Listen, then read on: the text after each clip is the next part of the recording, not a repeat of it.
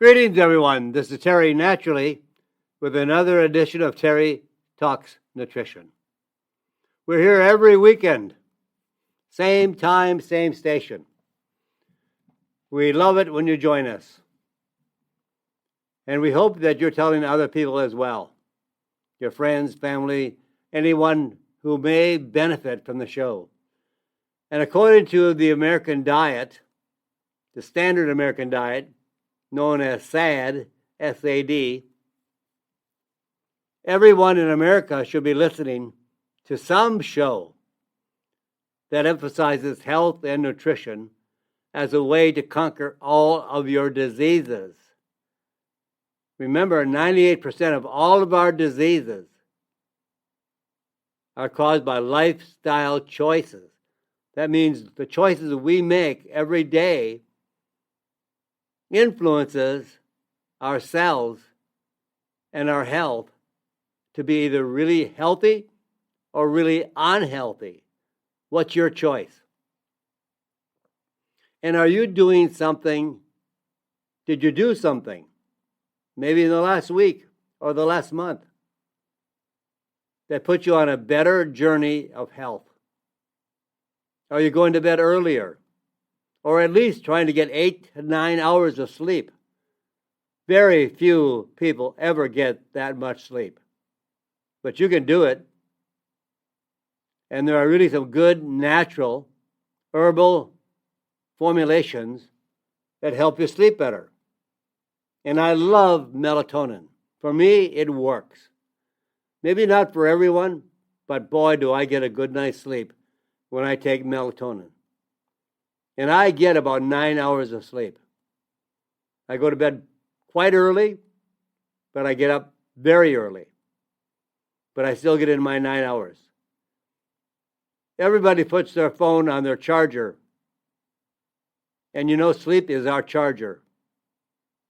It revs up our battery to be at full throttle. Are you eating better?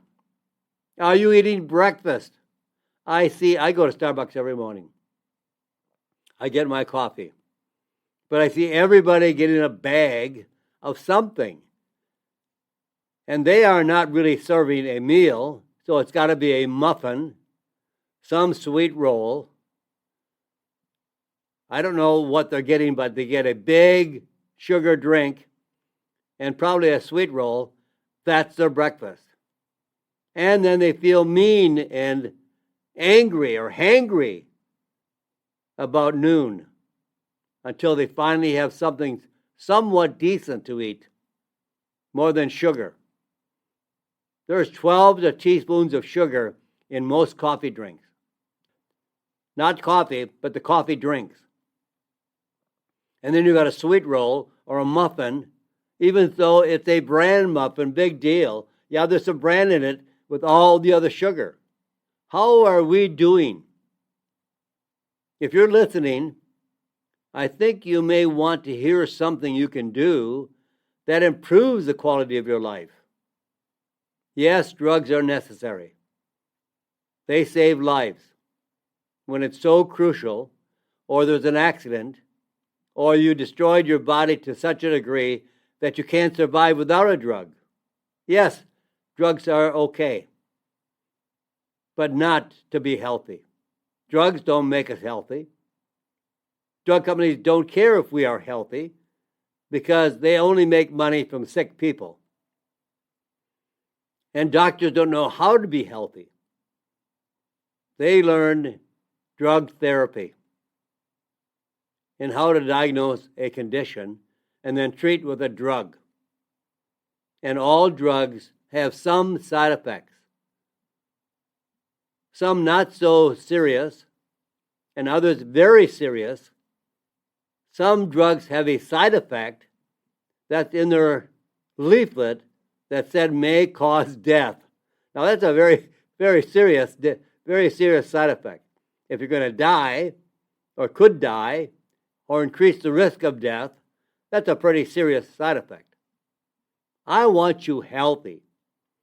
Somebody changed my life in the past that I feel better today than I did 20, 30, 40 years ago. And the older you get, you think you feel worse, but I feel better. And you can too. Everybody can. If you haven't damaged something so serious and so bad that you can reverse it. You may have caused joint destruction. You may have a knee or a hip or a shoulder that is totally bone on bone. Well, I'm sorry, you're not going to reverse that. You've gone too far to bring that back. But you can feel better. Even though you have bone on bone, you can feel better. And while that may cause some side effects, I shouldn't say side effects, that may cause some pain, may cause soreness, but you can take natural pain relieving formulations that reduces your pain, not your inflammation. We don't want to reduce inflammation. Inflammation is our friend. It comes to the site of an injury to repair it, to try to repair it. Now, if you have chronic inflammation, that means you're doing something chronically wrong all the time. So I just want you to don't just listen to the show. Start doing something. Action. Not just listening. And today we have a great lineup of featured topics. I'm going to talk about natural anxiety relief. This is a world of anxiety. People are worried over all kinds of issues.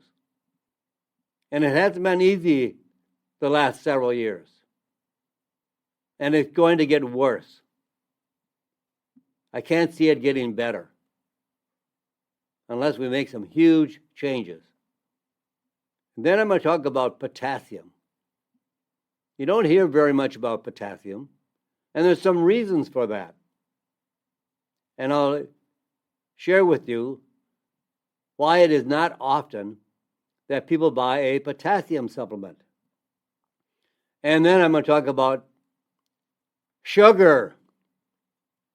We could talk about sugar every week, and it would still not make a dent in the amount of sugar consumed by Americans. But sugar is the most destructive, orally consumed, I can't call it a food. What is it? It's not, well, it's terrible, but we'll tell you why it's terrible. And then moving just a little bit better is better than not moving at all. And we'll talk about iodine. Where in the heck do we get iodine? And what is iodine used for?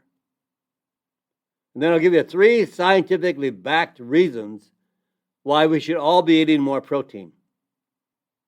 And there's enough studies on berries to prove that it reduces your visceral fat. The visceral fat is the fat we find in the belly. If you've got a belly of fat, or if you've got a large abdominal belly, like the pot belly or the beer belly, or the belly that hangs over your belt, you can't even see your belt, that's belly fat. How do you reduce belly fat? And I'm against grains. I don't think any grains are healthy. Grains make us fat. Why in the heck do farmers, ranchers, feed the cattle grains? Because it increases the fat content of the steak to make it so marbled with fat that it makes it so tender and so much more delicious. They don't do that with protein. They don't do that with fat. Fat does not increase fat in an animal. Grains do. Corn does. Corn makes the cattle fatter. Sometimes you'll see it's grass-fed, but corn finished. That means the last few months, I'm not a farmer, so maybe a few months is not the best answer, but they finish up by feeding the cattle corn. So that makes the cattle fat. Where do we get the fat? Carbohydrates. And grains are carbohydrates. And most of the carbohydrates, I would say 95% of all the grains that are consumed by Americans is refined and processed, and then sugar laden. So we'll talk about all that right here to give you more information on how you can change your diet. But let's go back and talk about anxiety. Most Americans are really anxious, and there is some right to think so, because anxiety is the most common mental disorder in the United States, even more common than depression. Now, because you're anxious over something, doesn't mean you have a mental disorder. When you have a mental disorder with anxiety, it's ongoing, it's severe, and you may be on medication. But everybody has occasional anxiety. Maybe you've heard the day before at the office that the president of the company wants to see you in the morning bright and early. Oh, you are anxious all night. Why am I picked out? Why am I going to be seeing the president of the company? And then you are sweating over bills and invoices, and you don't have the money to meet all the requirements to pay the amount that you need to pay. You're anxious over it. You're anxious over finances. You're anxious over your kids. You're anxious over drug therapy.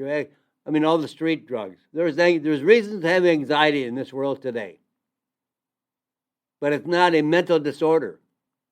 We can have occasional anxiety. Anxiety is the most common mental disorder. Well, no wonder that the anti-anxiety drug Xanax is the number one psychiatric drug in America. Almost 50 million prescriptions of this psychiatric drug is written annually. 50 million prescriptions. Now, there are some side effects, always. And some of the most common side effects: drowsiness, dizziness, insomnia, memory problems, poor balance or coordination, slurred speech, trouble concentrating, irritability. And there's also some lesser common side effects like diarrhea, excessive sweating, headaches, nausea, blurred vision, appetite changes. Now, wouldn't you want to get off that drug? Now, I'm not telling you to go off your drug. That's between you and your doctor. If the doctor has prescribed a drug for you, you don't have to take it. It's up to you. It's your choice. But that's something you have to discuss with your physician. Why do I need this drug? What's this drug going to do for me? What kind of side effect can I expect? And anxiety is also increasing in kids. The United States Preventive Services Task Force now recommends that kids as young as 8 years old should be screened for anxiety. All this early scanning and screening for diseases just opens up a whole new ball game for the drug companies. Many more people to treat now that we found out more have these conditions. It is estimated that up to 30% of teens suffer from some form of anxiety, not occasionally, but a medically induced anxiety.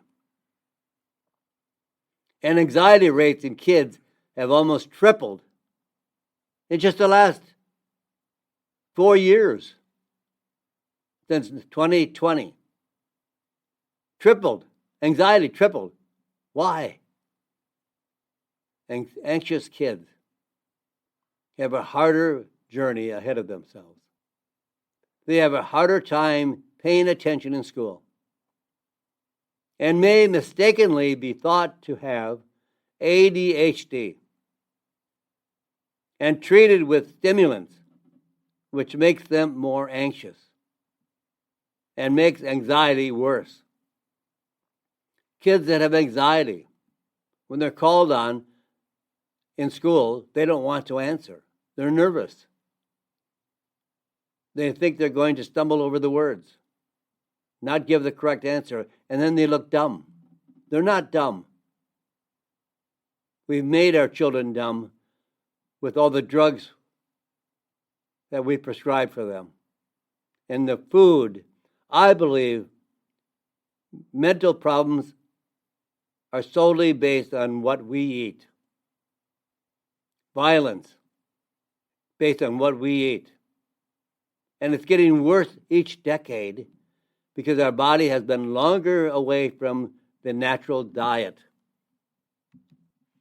But now we can have some safe relief from anxiety. Here are some studies I want to point out to you. This is a randomized, double-blind, placebo-controlled trial of 62 healthy adults with high levels of anxiety. Now, half of these 62 patients, or healthy adults, took a unique extract of echinacea. Now, hold on, I'll explain echinacea. And they took 40 milligrams twice a day, and half received a placebo for 7 days. 7 days with a placebo, or 7 days with 40 milligrams of twice a day of the echinacea extract. Each subject in this trial took a standardized assessment test called the State Trait Anxiety Inventory to measure their anxiety level at the beginning, at the end of the study. And the results, the average anxiety score declined almost by 20% on day 7 of the trial for those that were in the echinacea group versus a 5% decline for the placebo group. The echinacea group also saw twice the reduction in stress levels versus a placebo group. 0 adverse effects were reported in the group that were taking the echinacea. Now let me explain about echinacea. I'm assuming that you know echinacea. It's a common plant throughout the world for strengthening the immune system and for cold and flu. There's a European company that has made a very excellent echinacea extract that has been successfully tested against Tamiflu and has been more effective than Tamiflu. But in all plants, there's a variety of compounds. There are hundreds and thousands of molecules of natural plant chemicals. Call them chemicals, nutrients, whatever you want, but these are compounds that are found in a variety of plants. What causes the echinacea to be successfully effective for cold and flu is a group of polysaccharides, which means a type of sugar based on the plant, and a group of them, poly meaning many. Now also there's a group of compounds in echinacea that's called alkaloids. And the alkaloids are very similar to cannabinoids in the brain. These alkaloids are taken out of the echinacea. So the echinacea is not used in this study. It was the compounds called alkaloids from a source of echinacea. And that group of alkaloids, which makes it so successful in reducing anxiety. It's not the echinacea. And any echinacea won't do. It has to be a very special form of echinacea. Researchers in Hungary, Budapest, Hungary, specifically identified a unique echinacea extract that contains the right type and amount of compounds that I already referred to as alkaloids at the right dosage to significantly reduce anxiety. They're not using echinacea in this study. They're using the alkaloids, spelled A-L-K, A-M-I-D-E-S, alkaloids. These are alkaloids that are only found in a few plants, and echinacea has the highest source of the alkaloids. It's not the echinacea that you're using to treat anxiety. And these alkaloids bind to receptors in the brain called cannabinoid receptors in areas of the brain that regulate anxiety. Safe and effective, even for children over the age of 4. No significant adverse effects, none reported in multiple clinical trials. And the effects may be noticed the very first day of use. In fact, sometimes just after an hour of taking these alkaloids. And these alkaloids come in dosages of 40 to 80 milligrams daily. So a tablet may weigh 20 milligrams, but then take 1 or 2 twice daily. And if you don't sleep well, and you have so much on your mind, and you have stress on your mind, and you're anxious, so you can't fall asleep in a healthy manner. So I would take 1 or 2 of the alkaloid tablets early in the morning to go through the day calm and collective, and take 1 or 2 before going to bed. And it'll cut the edge off all that anxiety and make you feel better. If you have to fly and that is not what you want to do, but maybe your boss sent you on a business trip that you have to fly. And you say, oh, no way, I'm not going. But you know you got to go. Or maybe you have to get up and give a speech. And that's not really what you are all about. You might be excellent at your position, and you may be able to explain your position on 1-to-1 or 1-to-2. You can talk to a couple of people, but when you get up before a group of 40, 50, 100, 200 people, you just freeze. You can't do it. But if you take 1 or 2 of these alkaloid tablets, within an hour, you have far less anxiety. You feel so much more calm. So if you're having a battle with anxiety every day, and it's basically on the occurrences of the day, not on the disease, not mental disorder, not mental disease, but on the happenings of the day. Maybe somebody brought you bad news.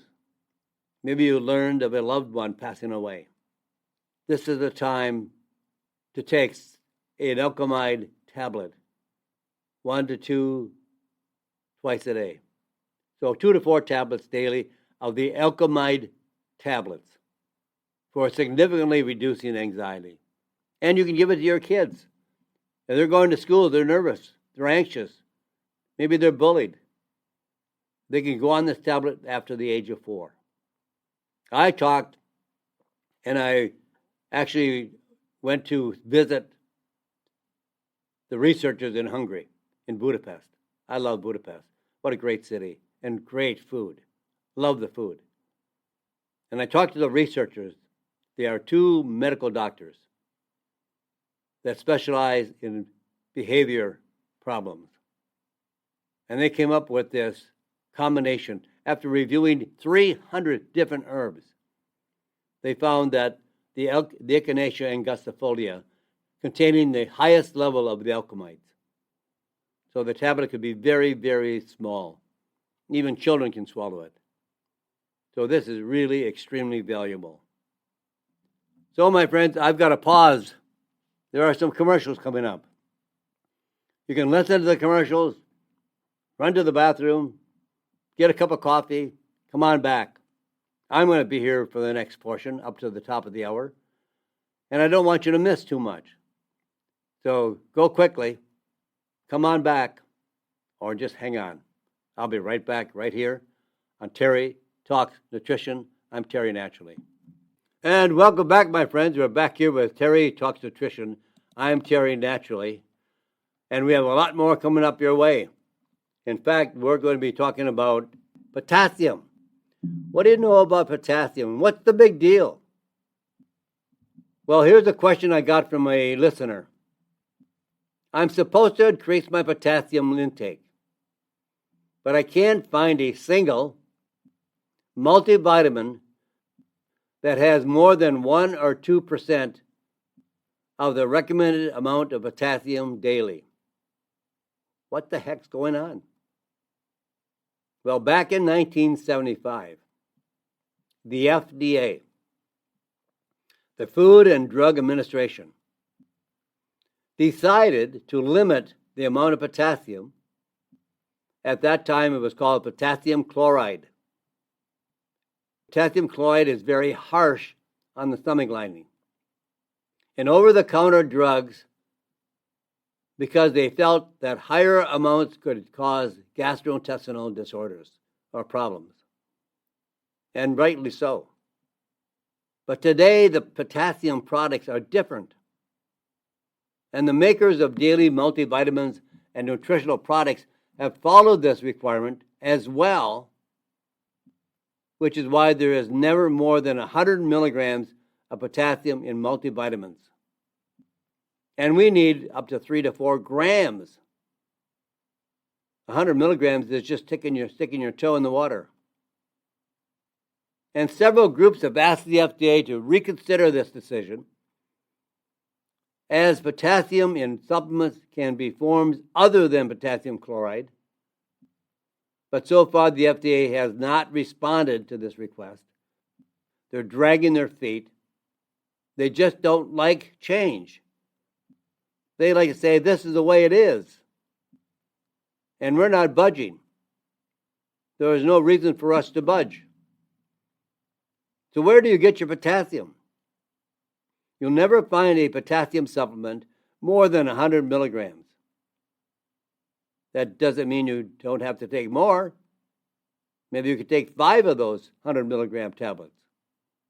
But still a ways, way off from the amount that we need daily. I like zucchini squash. And zucchini squash is one of the highest foods in levels of potassium. A small serving will yield about 500 milligrams of potassium. Also avocados, spinach, some beans, and of course bananas. But there's other foods other than bananas. I guess bananas was known in an ad that said it's high in potassium. So everybody jumped on the bandwagon for bananas.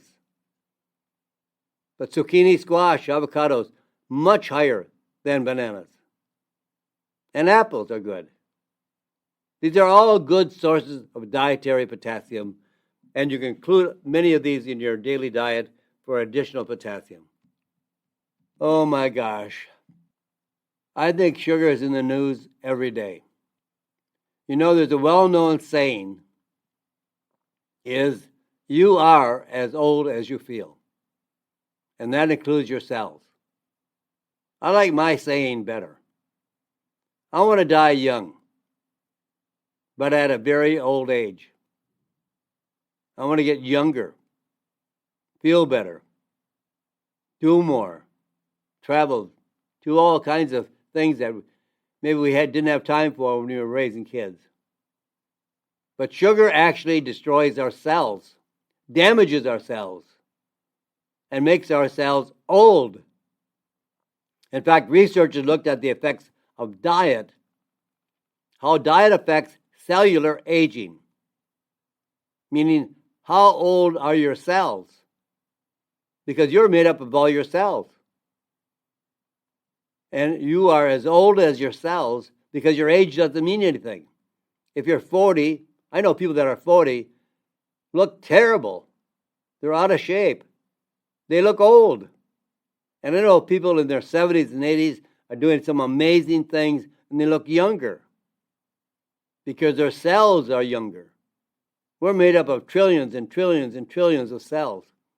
And as those cells break down from other forms of damage, like excessive sun, radiation, drugs make us old,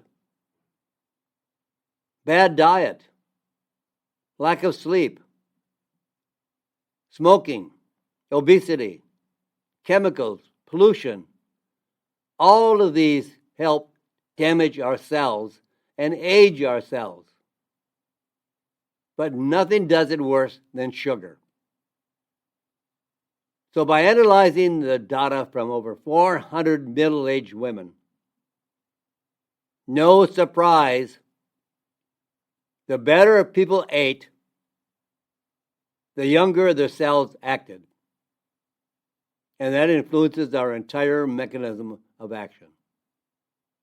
How old are our cells?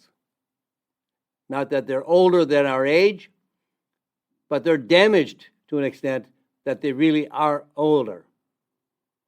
We're damaging our cells. And one of the biggest factors in cellular aging, the food we eat, whether it's good or bad, it talks to our cells and communicates with our cells, good or bad. And one of the biggest factors, how much sugar did the person eat? Even for otherwise healthy eaters. Healthy eaters. Some people say, I eat healthy. Really? Well, for every gram of added sugar that a person consumes, increase their cellular aging. 1 gram. A teaspoon of sugar is 4 grams. So a quarter of a teaspoon increases your cellular aging, getting old before your time. The good news that all these changes are reversible. And that's what we talk about on the show. You can get younger, no matter how you feel, no matter what condition you're facing, no matter how old you are. These changes are reversible if there is not so much damage done that it's irreversible. And cutting sugar back. I would cut it out. I don't need any sugar. I don't need any food that needs sugar to taste good. Why do you need sugar when you're eating a nice ribeye medium rare steak and a serving of zucchini, steamed zucchini, and a half of avocado? Where is the sugar? I'm satisfied. I feel really good. I had lots of protein. I have a lot of fat. Plus, I take extra olive oil after my meal, besides the shot glass full I had in the morning. How can you have sugar? Why do you need sugar in that meal? Or if you have a 6-ounce or 8-ounce fillet of salmon with a vegetable and maybe more avocado or a handful of nuts. Yeah, I have nuts at a meal.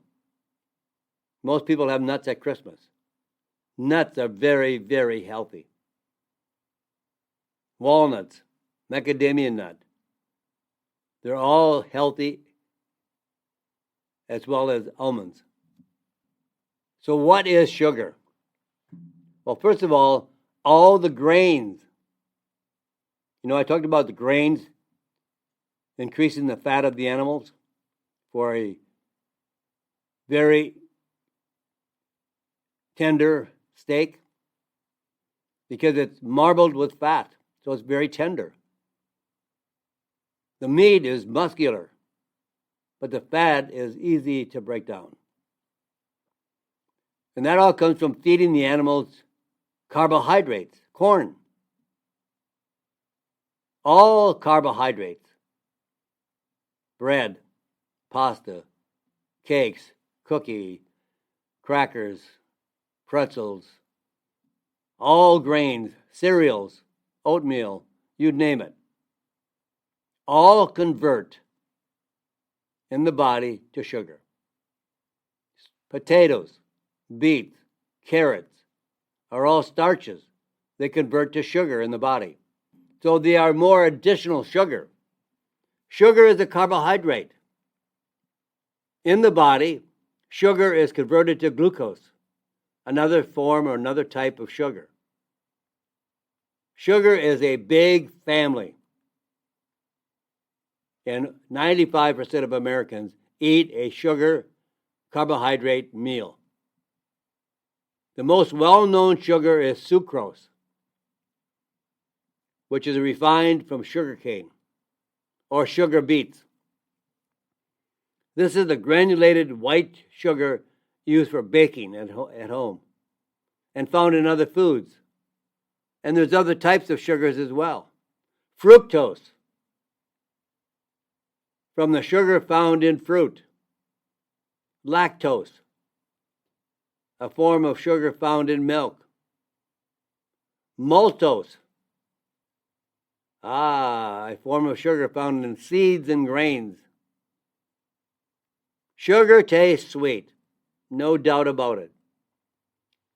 And manufacturers of foods like to use a lot of sugar because it's addicting. Oh, it tastes so good. I love that taste. You just taste the sugar. Sugar tastes sweet, and it is a lot of foods. Some you would never expect, and maybe some, maybe not. Sugar is in everything, and has a very high concentration in many different foods. So where is the sugar? You might be surprised. Naturally occurring sugars in whole foods like fruits and vegetables are less of an issue, especially when the fruits are fresh. Dried fruits have a higher concentration of sugar because the water is gone and it concentrates the amount of sugar. So eat fresh fruits or frozen and let them thaw out. It's like fresh. So they're less of an issue. They come as a package with other beneficial nutrients. A lot of other nutrients that help us process the sugar. So the problem is with added sugar that's added to your foods, to processed foods, ultra-processed foods. If it isn't a wrapped plastic or comes in a container, I can guarantee you it's probably containing sugar. Cereals, yogurt, ketchup, soup, tomato sauces, salad dressing, fruit juice, granola, processed cheeses, processed meats, baked goods, candy, and the list is absolutely endless. It's the most common additive to foods, sugar.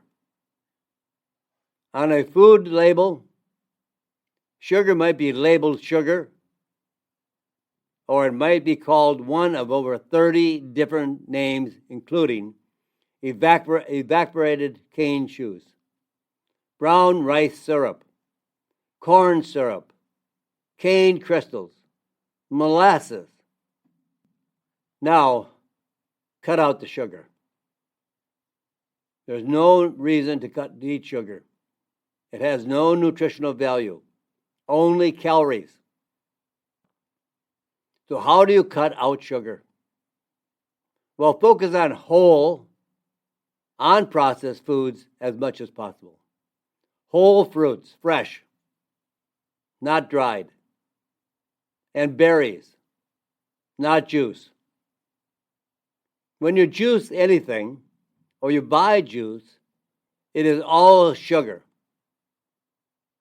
because it's concentrated in the juicing. You got rid of all the fiber, all the pulp. You might sit down and eat one orange. Or if you drink a glass of orange juice, you just consumed about 14 teaspoons of sugar. You'd not eat that much fruit. Because when you squeeze an orange, you get about maybe a half inch of juice. So sometimes you could be drinking the juice of 10, 12, or more oranges. And I watch people eat in restaurants and when I'm flying and they're serving breakfast. They may order 3 glasses of orange juice. That's way over 30 teaspoons of sugar. Eat more vegetables, whole fruits, fresh chicken, fresh fish, beef, bison, lamb. And then let me recommend a couple of books that may help you out. Check out the books Grain Brain, Grain, Grain Brain, Brain, by David Perlmutter. And then read the book Wheat Belly. And that's exactly what happens when you eat wheat or grains. And that book is written by Dr. William Davis, and for a lot more inspiration to get you off sugar. Try to concentrate on reducing the level of sugar you're consuming. And of the foods that are high in sugar, dump them. If people would start boycotting the foods that have high concentration of sugar, you're going to see some more better quality foods coming out that don't have as much sugar or no sugar. So now moving a little bit better is better than not moving at all. Now here are the reasons we should be doing things every day. We should be moving a little bit more every day to stay healthy. In fact, researchers looked at the effects of replacing sitting,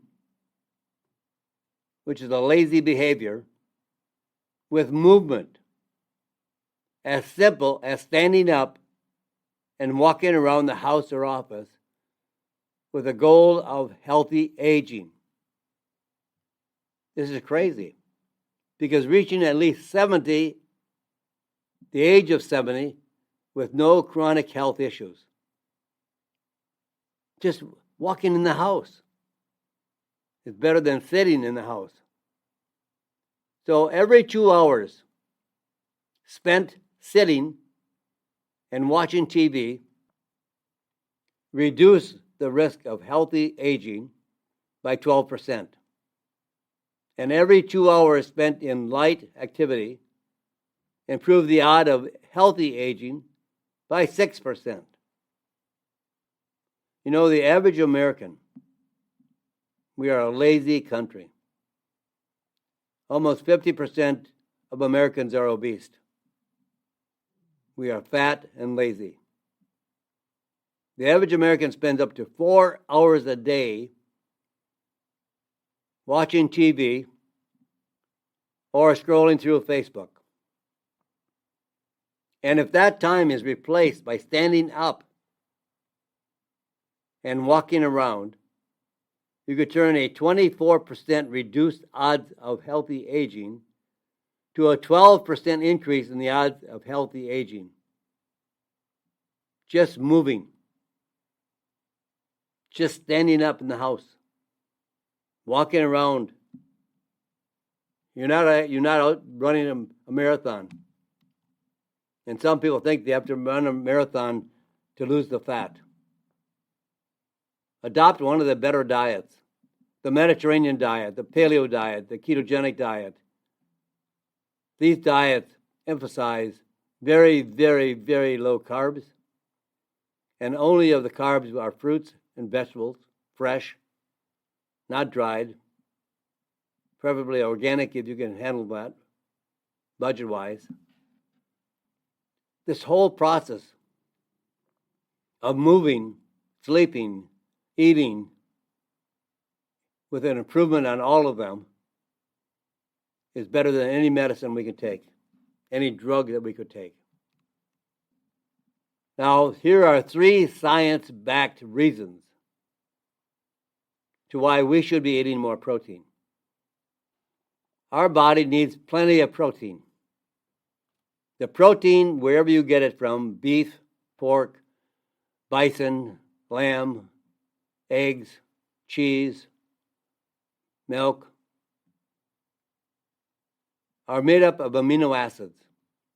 And the amino acids are essential for good health. Now listen to this. The amino acids, we have to have them. They're called essential. We need them. We can't live without them. We need them every day. And in plenty of grams of these amino acids. And fat.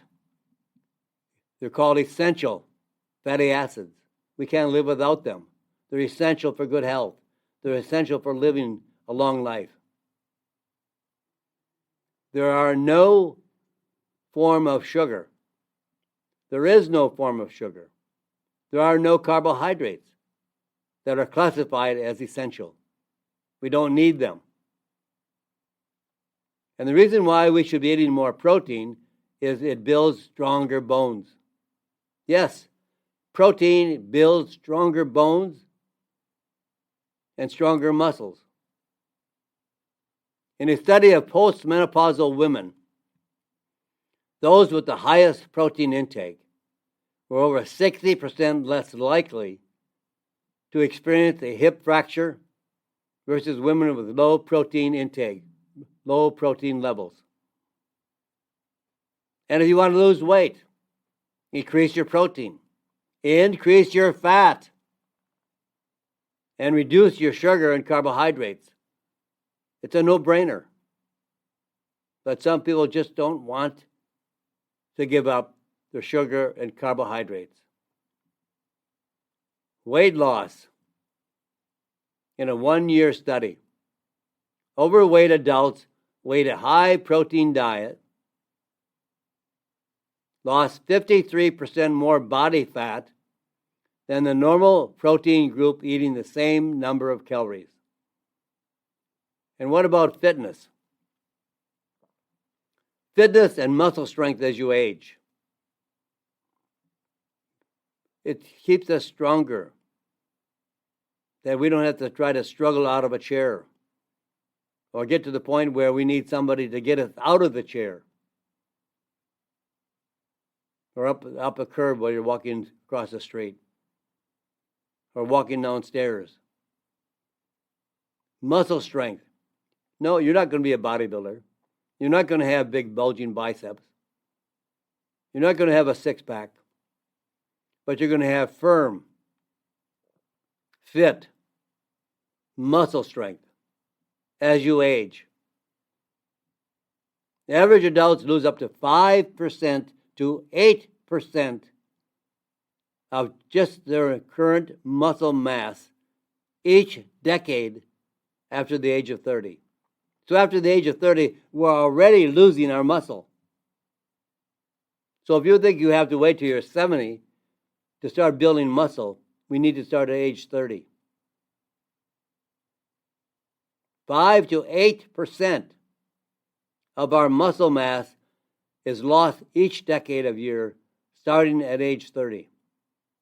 After age 70, that rate of muscle loss goes even faster. So what it comes down to is protein builds muscle. Protein builds stronger bones.